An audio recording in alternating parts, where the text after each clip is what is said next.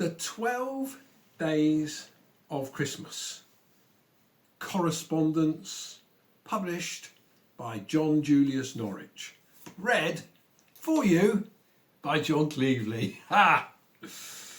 25th of December.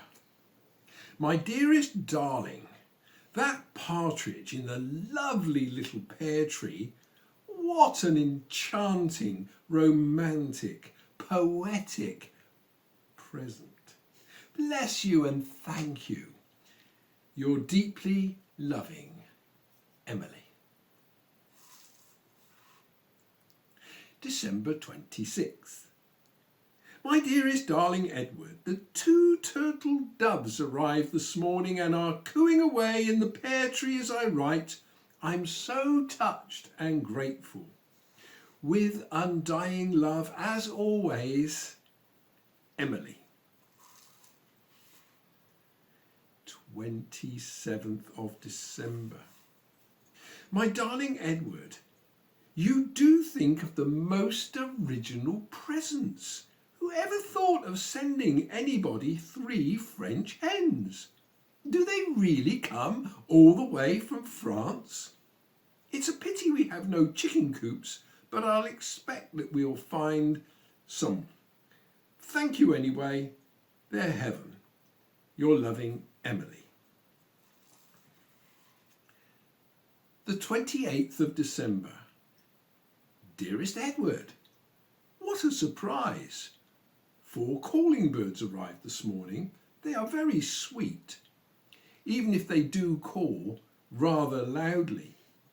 They make telephoning impossible, but I expect they'll calm down when they get used to their new home. Anyway, I'm very grateful. Of course I am. Love from Emily. Dearest Edward, the postman has just delivered 5 most beautiful gold rings, 1 for each finger, and all fitting perfectly. A really lovely present. Lovelier in a way than birds, which do take rather a lot of looking after. The 4 that arrived yesterday are still making a terrible row, and I'm afraid none of us got much sleep last night. Mummy says she wants to use the rings to wring their neck. She's only joking, I think. Though I know what she means. I love the rings. Bless you. Love, Emily.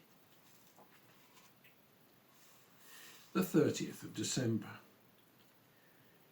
Dear Edward, whatever I expected to find when I opened the front door this morning, it certainly wasn't 6 socking great geese laying eggs all over the doorstep.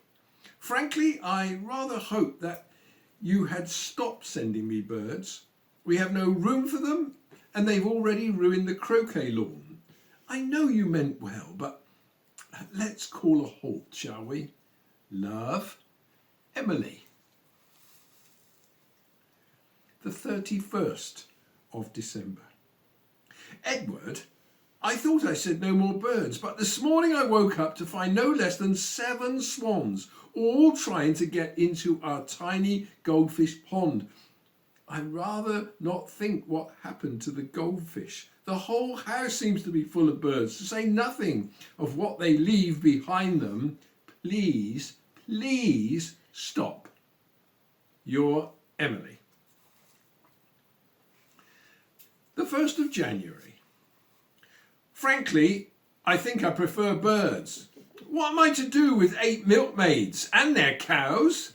Is this some kind of joke? If so, I'm afraid I don't find it very funny.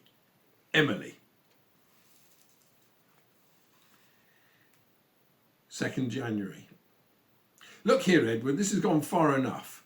You say you're sending me 9 ladies dancing. All I can say is that, judging from the way they dance, they're certainly not ladies. The village just isn't accustomed to seeing a regiment of shameless hussies with nothing on but their lipstick cavorting round the green. And it's Mummy and I who get blamed. If you value our friendship, which I do less and less, kindly stop this ridiculous behaviour at once. Emily.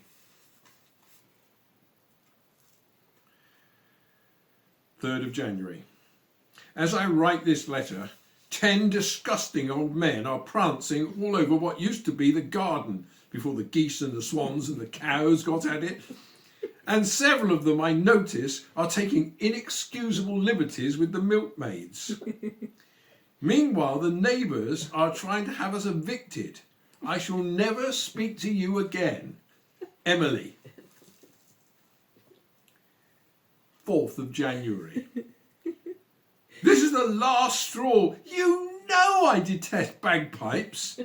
The place has now become something between a menagerie and a madhouse, and a man from the council has just declared it unfit for habitation. At least Mummy has been spared this last outrage. They took her away this afternoon in an ambulance. I hope you are satisfied. 5th of January. Sir, our client, Miss Emily Wilbraham, instructs me to inform you that with the arrival on her premises at 7:30 this morning of the entire percussion section of the Royal Liverpool Philharmonic Orchestra and several of their friends, she has no course left open to her but to seek an injunction to prevent your importuning her further. I am, sir, yours faithfully, G. Creep, solicitor at law. No further correspondence was entered into.